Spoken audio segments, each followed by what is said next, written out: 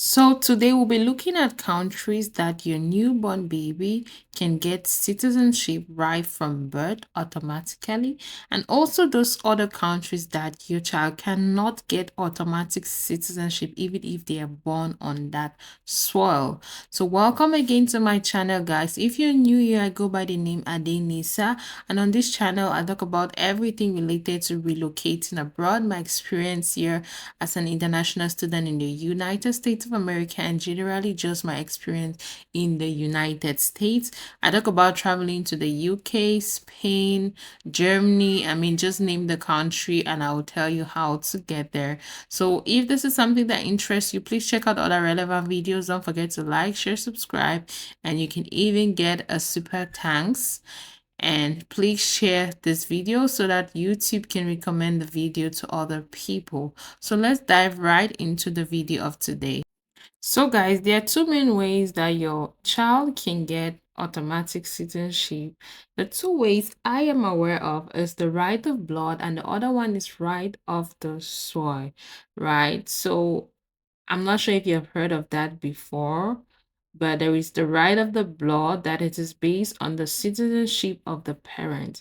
It's like the child is inheriting the citizenship of the parent and the country, while the right of the blood is a system where they don't give the citizenship or they don't give the newborn baby citizenship because you gave birth to the child there.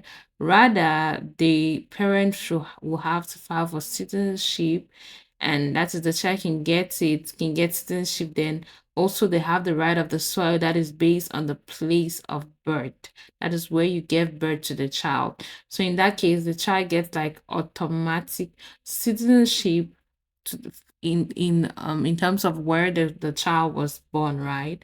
So these are the different systems that operate the right of blood, and they're also the ones that operate on the right of soil, which are two different things, where one is you get automatic citizenship because you were born in a particular country on a particular soil, and the other you get it because maybe your parents had a particular citizenship and then you were born in that country.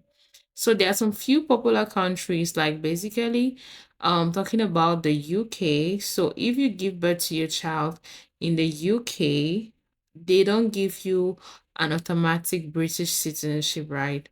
So you will get like a birth certificate that is saying that you're from the UK, but you probably still be using your country of origin. Let me say if you're from Cameroon and your passport is Cameroonian, you still be having that Cameroonian passport. So you're not entitled to a British passport just because you were born in UK, right? So until the parent actually gets a citizenship or a permanent resident, then the child can then have that status. So the UK essentially works on right of the blood, and there are several other ways that maybe a newborn that is born, for example, in Britain, can at least get a British citizenship, but that is just one of the ways I just mentioned, like the right of the blood. And then that is when, if the parent has like that status, then the child can then get that status, right? But there are also certain categories or certain exclusions in terms of this rule, because there are some people that are born in the soil and they can automatically get this British citizenship. So there are really some conditions that need to be met sometimes. For example, if you want to see people that have served like in the British Armed Force, some of them are eligible to get this like privileges, or their children are eligible. So it really just depends on these conditions. But talking about general terms, yes, that is how they operate. Like you're not just eligible because you were born in that country, right? So you need to meet certain conditions after you have been given birth, and then you can now apply for citizenship of that country.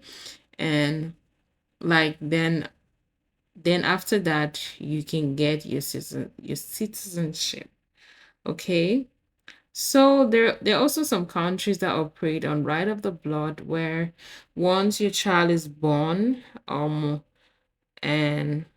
let me say one of the parents are maybe German citizens, the person will just give birth and then the child will become automatically a citizen of that country, right? So, but in Germany, to be specific, for example, one of the parents have to be at least a German by nationality, and maybe of, or if that's not the case, maybe you've lived there for at least more than 8 years and you have a German citizenship. If you're not born and raised there, then your children can be granted their citizenship, right? So they can only give like this automatic citizenship. This is specific to Germany. If one of the parent has lived there in Germany for at least 8 years, or one of the parent like is German national, then you can get um your child to get the citizenship, and that is like that is specific for Germany, right? So the other countries like Ireland that operate under a different system. So in Ireland, you do not need you do not get like the automatic citizenship just because you were given birth to in that country. No. So, or you will say, okay, while you're pregnant, you think that if you go there with your child, or if you go there to give birth, like for example, if you go there to give birth, your child will become an automatic citizen. It doesn't work that way. However, if the both parents are Irish citizens, right, and you've lived in Ireland for about 4 years, before the birth of the child, so based on certain conditions, your child's eligible to get the Irish citizenship. And so you see that it's a little bit different, even though the systems might be the same in a kind of way, but it's different for different situations, if you understand what I'm saying, right? So if you live, and also still in Ireland, if you live in a different part of Ireland, for example, if you live in the northern part of Ireland, maybe you can be qualified for that after 3 years. If you've been living there, your child might be qualified. If you live in the southern part, it might be 4 years. So it is also specific to the region where you find yourself. Then, in the case of the USA, as we all know, once you come there, that is people will struggle to send their pregnant wives or year to put to bed, because once your foot, even if it's at the borders, lands here, automatically your child is an American. Even belongs to the government. You have leash. Okay, yeah, it's your child, but anything goes wrong with that child, it's an American citizen. They give them their work permit, socials, everything right from birth. So it really differs with every country. That's why many people struggle to come and give birth in that country. There's also a country called Barbados, where you can also just travel. This is where Rihanna was born. You can also travel there if you want to have the same citizenship with Rihanna. You can go there and give birth to your child, and the child gets automatic citizenship. So you can travel there, and then once you give birth there, your child is a citizen of that country. If maybe you're from a country that accepts dual nationality, your child can even be from that country, from Barbados, and also from another country.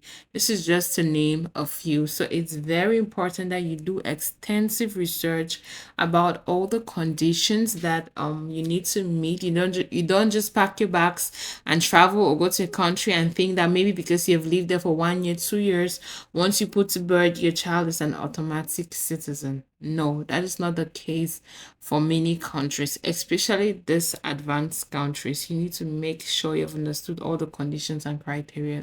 And in this video, I actually did not even discuss it detailedly, because apart from like the right of the soil, right of the blood, and all of that stuff, is there are still some exceptions. So you never know if you fall in the line of these exceptions, like if you're working in the army forces, if you've served the country. I mean, there are some things that play a role. But before leaving your country and saying I'm going to give birth in this particular country, guys, please um do your research, please. Yes, for the US, I can confirm 100%.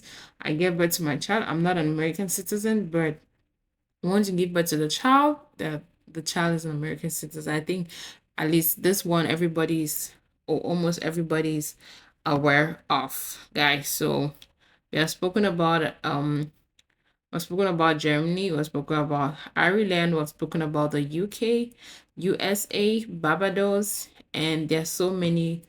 So the last on our list today is Portugal. So for Portugal, it's kind of easier, but not so much. So you don't also just get automatic citizenship. Maybe one of your parents has to have lived in Portugal for at least 1 year. It's lesser than other countries. So citizenship from the age of 13 based on certain requirements. And then with countries like Australia, they can give you citizenship if one of the parent has like a permanent residency in Australia, or if the child lives up to the age of 10 in Australia.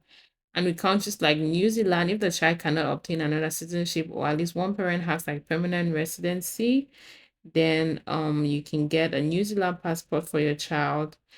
Of course, following certain conditions are attached to that. So as I just earlier mentioned, it's good to do your research, please. There are countries like Mexico, United States, and Canada. They have a very similar system, right? So if you know about USA, which I already spoke to, then you know a little bit about Canada and Mexico. So guys, I'm gonna end here for today. Please, let's like, share, subscribe, and do your research before traveling to any country to give birth. Shout out to amazing countries like US, Mexico, Canada, and many more that guarantee that you get your automatic citizenship once you give birth there. Please let me know in the comment section if I missed something, if there's something that I did not say right, or if you have done your research and you have more experience about it. Of course, let me know in this comment section. It's gonna help other people. I'm very open to critical feedback or constructive feedback to say so. And thank you for watching, and bye for now, and see you in my next video.